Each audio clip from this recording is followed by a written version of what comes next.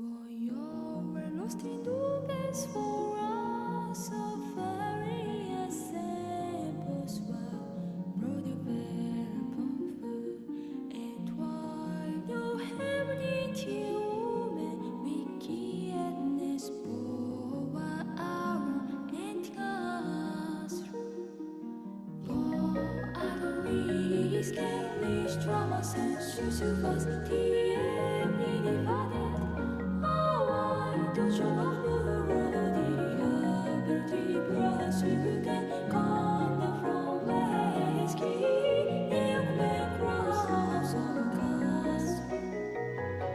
It's time. Stop this from a surface. It was the high speed as there for when in our deep evolution. So grace and the very sun.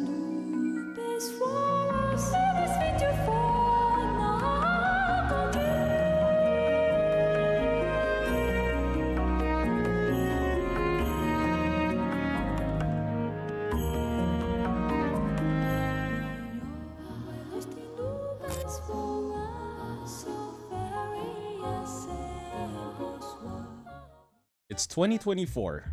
Genshin and Honkai Star Rail are still doing very well. People praise and complain about the games, but generally they are in a very good spot. And with Zen Zone Zero on the horizon with the drip marketing finally starting, Kuro Games releases an action RPG combat open world adventure game.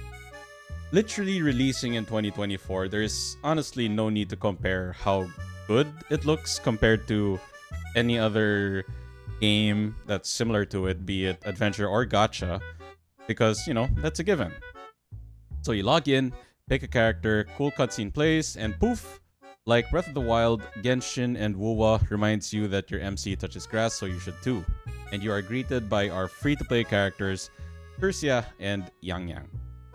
Now, while the flashier and nice aesthetics are a nice breath of fresh air, there's probably that thing at the back of your head telling you, how does this stack up to Genshin?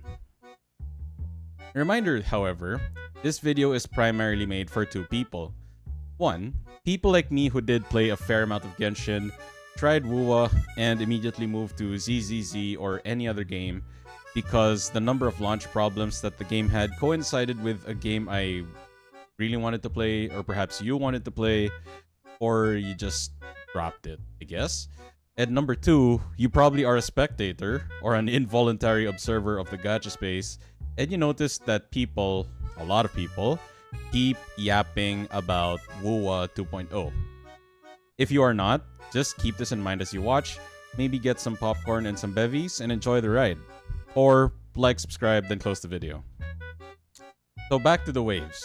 WuWa launched with relative success, and given it is a new game, depending on your perspective, it is a direct or indirect competitor to Genshin. Now, regardless if you are a Genshin fan or not, you should celebrate WuWa's release. And the reasoning for this is very simple. Competition breeds excellence. Recently, World of Warcraft announced housing and took notes from FF14's problems and player feedback to subtly entice Warrior Flights to buy into housing in World of Warcraft.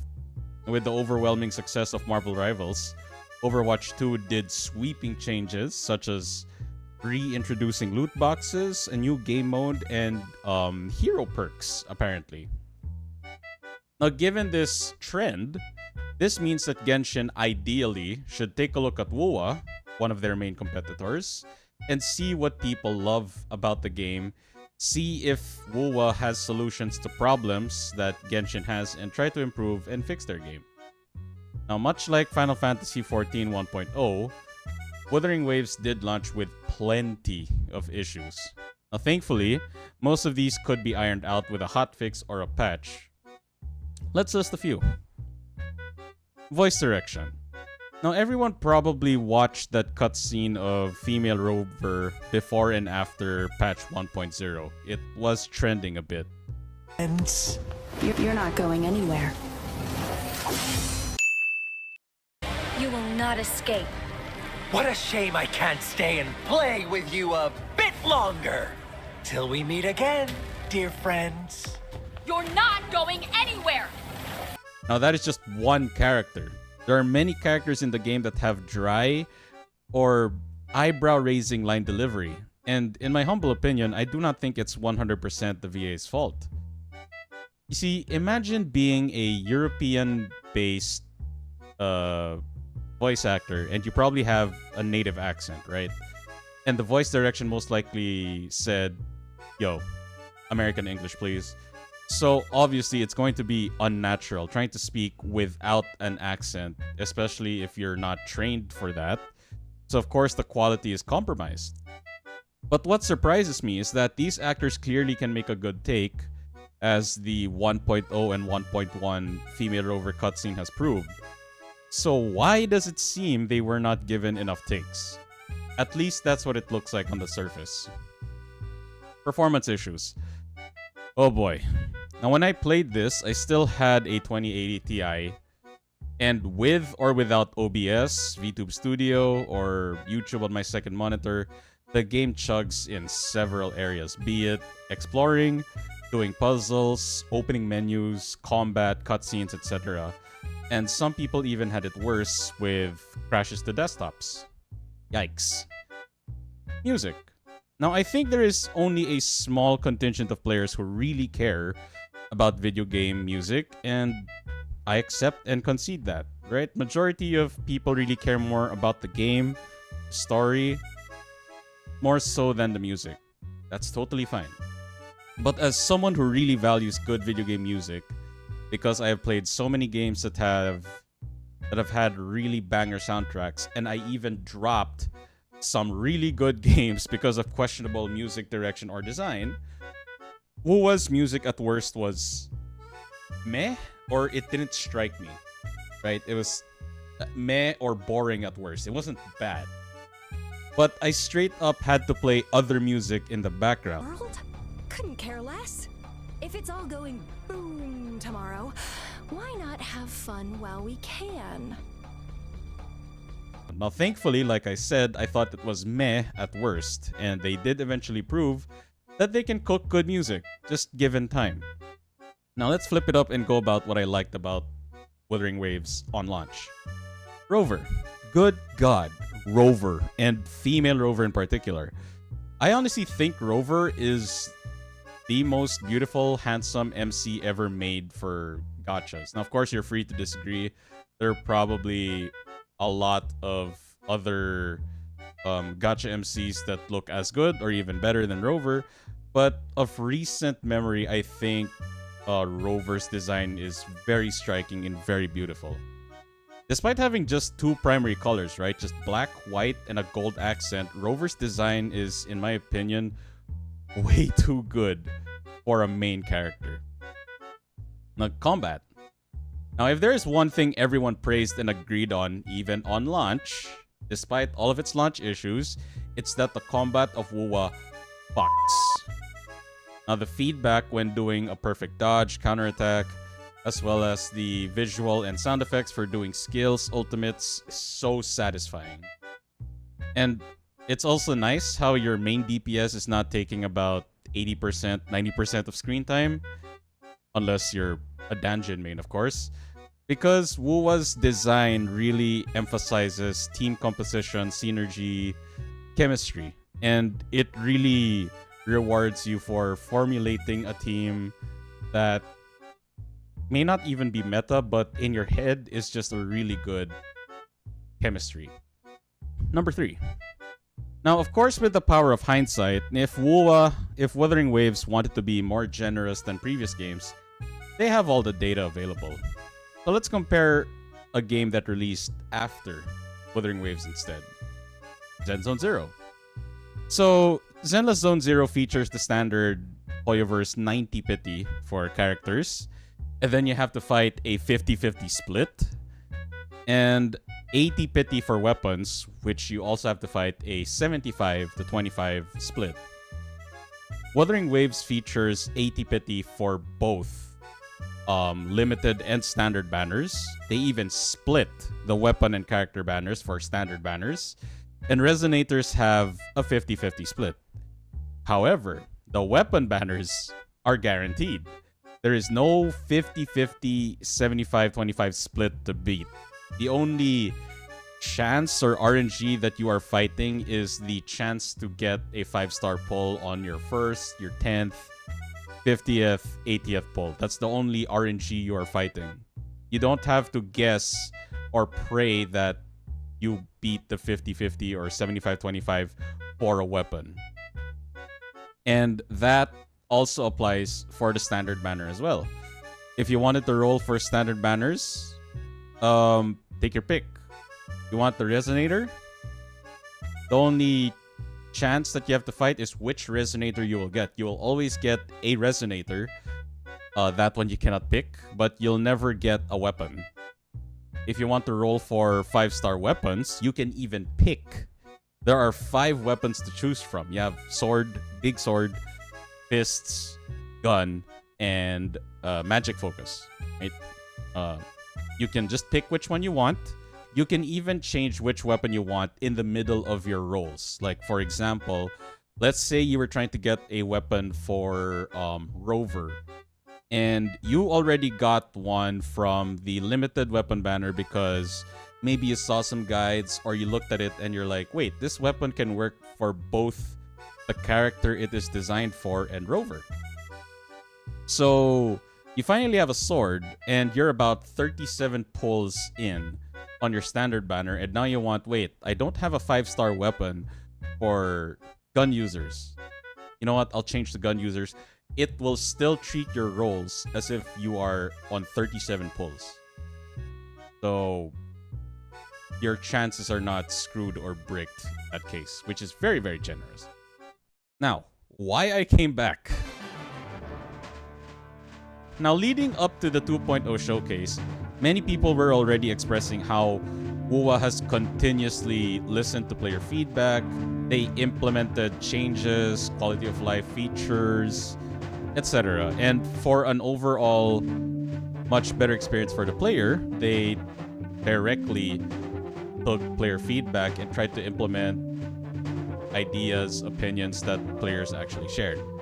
Now, this, of course, includes better voice direction, as you all can see, or as you have seen from Rover's re-recorded voice lines for that one cutscene. You're not going anywhere! And also, since they now let actors speak in their native English accent, Fall for me, will you? Then, let's fall together. the delivery of the lines feels more natural. Now, performance, while not exactly 100% crash or bug-free, it is noticeably much better than release. It's a lot smoother right now. I haven't crashed once, and opening menus, doing combat does not stutter I do not experience stuttering whenever I open menus, do combat cutscenes, etc. And of course, the music has gotten much better, that I finally find myself listening to the in-game music more now, at least until I have to go to pre-2.0 areas that still have the kinda meh. Somehow, the writing and storytelling of the game has actually gotten better. It didn't just stay the same. Like, in 1.0, the story was okay. It wasn't boring. It wasn't exactly mind-blowing. It was passable at worst, and fairly interesting at best. However, when I played through Mount Firmament, Black Shores, it had absolutely wonderful stories to experience. I was emotionally invested in every story beat that I experienced, and the character episodes in particular also have a lot more weight than just a character episode. They also made Rover speak more, often outside of cutscenes, which is a nice touch because, again, it's kind of odd that Rover does speak for like combat, but outside of combat, Rover rarely speaks, but now they increased the frequency at which Rover speaks in dialogue, which is nice. Now at this point, they did start drip marketing for 2.0, so they showed the areas, the new features like the flying, the new echoes, new resonators like Carlotta, and of course, ZANI. I like her. Moving on.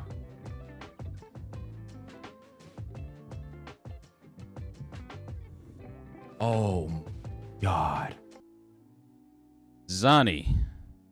Good lord, where do I even begin with ZANI? Good lord, did they cook with this character design? I mean, what else can I say? I mean, from her personality to the voice acting, I honestly think ZANI is the best character they have designed to date. And only thing really left to assess is her gameplay, and we'll really have to wait for ZANI's release to actually to give a fair assessment of is she fun to play or not. And oh boy, I'm just going to fawn over ZANI for like a minute. Like, I swear to God, the fact that ZANI is wearing a suit and pants, which is not exactly a common design choice for female characters in gacha games in particular, is very refreshing. Also, I swear to God, like, I'm just so glad that we have someone who has more meat on her bones. Holy shit, because this is another rare design choice that is not common in a lot of gacha games in particular. I'm so glad that whoever designed ZANI was not afraid to add more meat to her bones. Thank you so much. There's just something so captivating about ZANI's eyes. I don't know if it's the color or the eyelashes or the subtle I am overworked to hell, but I'm doing this for pay. But ZANI's face is just such a mood. And of course, no one's going to ignore the elephant in the room. Of course, big boob and big ass. Yeah, of course, no one's going to ignore that. And I'm not the only one here.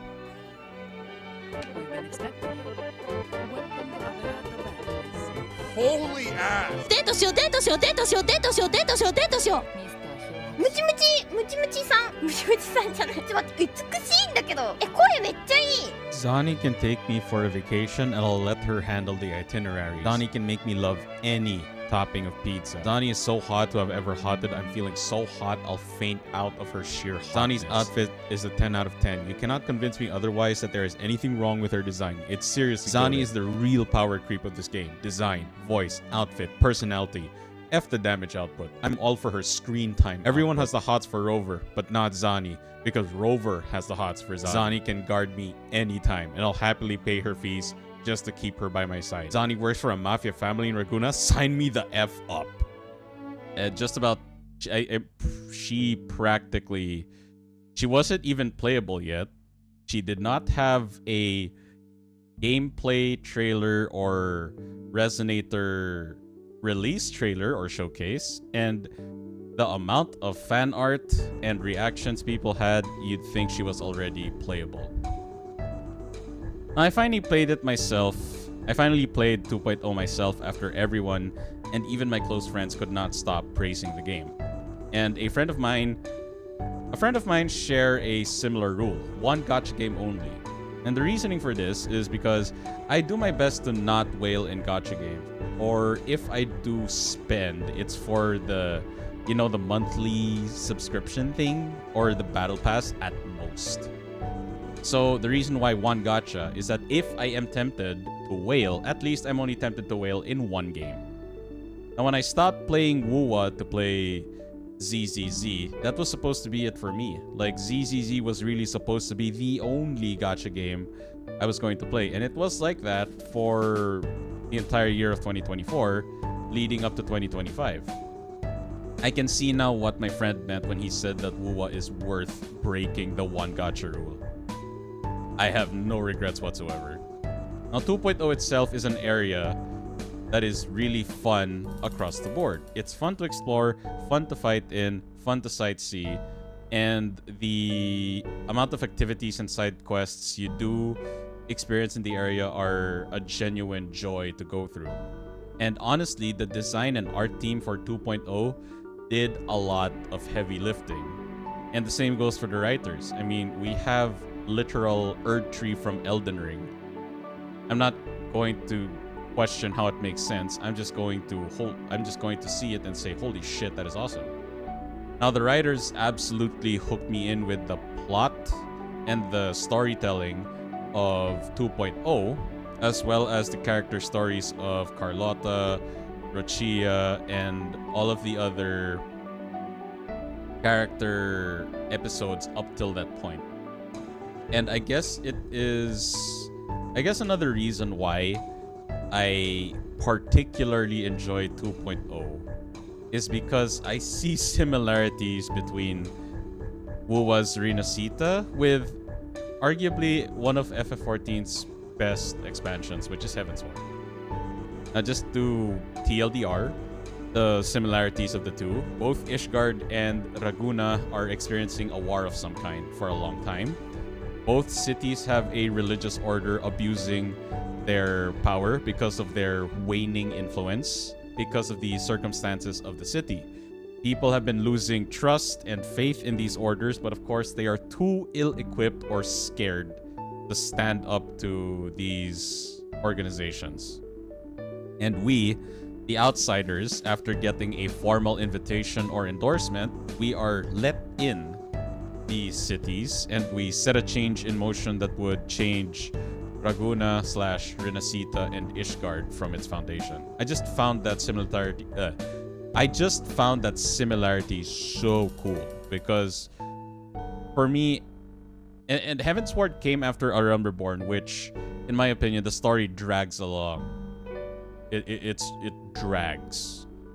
But Heavensward, I was captivated and invested since the very first quest, and I have the same experience with WuWa 1.0 versus 2.0. I was locked in for Renacita. And both of these games did a good job at setting expectations with, you know, the environment, the musical storytelling, the characters, and those expectations were met from the spectacle, the development and narration of the story, the vistas, and everything in between. Like, experiencing Renacita was, in of itself, a very good experience. Now, of course, in addition to the main story of 2.0 hooking me in, every character's story centered around that region. So Carlotta, Rochia has been absolutely fantastic. I mean, the fact that there is more voice acting in these character quests. It's not just Rover and the character themselves, but even NPCs who are also fully animated. Kuro also flexes their ability to cook with the music, animation with every cutscene or dialogue scene, and it shows that they really want people to believe that, one, they take our feedback very seriously, and two, Wuthering Waves is a game first, gacha second, which is honestly a concept I absolutely want. I want Wuthering Waves to be identified as. Now, I severely underestimated in 2.0 how fun flying would be. Like, I always thought, flying is just faster gliding. Oh, what difference could it make? Oh boy, first few seconds I already saw. It complements the base game design so well that it's so hard to go back to pre-2.0 areas. So for example, if you are tired of going around gathering echoes with the main stat and the elemental effect that you need, or perhaps plants for resonator materials for ascension, just fly to it. The last objective for a map area for map completion, fly to it. And I sincerely do hope that Kuro makes flying available for pre-2.0 areas like Mount Firmament, Huanglong, Black Shores, etc., because it no longer feels like a hassle to farm for echoes with the stats I actually need, and the same goes for exploration. And the fact that the first reward in every area completion, which is 25%, is increased flying stamina, that means that you will naturally have maximum flight stamina just by progressing the story before you even explored half of each area of Renacita. It's not a trivial reward of like, oh, you explored every area, here, have maximum stamina, which would have helped you 100% each area. No, they give it to you at 25%, which then helps you get the rest of the 75%, which is a really nice touch. Now, for brevity's sake, WuWa 2.0 in FF14 terms is like the A Realm Reborn Heavensward arc, where from its very, very shaky launch rose a game that would be loved and would become a beacon for what gacha games can be, and would then be compared to its contemporaries like Genshin, similar to how FF14 was compared to World of Warcraft. Now, without spoiling 2.1, the game clearly has player-focused vision for the game. They really take player feedback very seriously.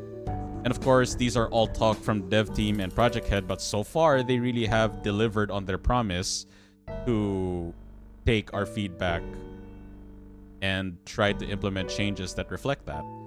Now, even people who have problems with the current patch, I have seen a lot, they are not fumingly angry. They are not rage kind of angry. They're not like saying, yeah, you know, fuck Kuro or fuck this game, this bullshit. No, they're not that angry. At worst, they're disappointed.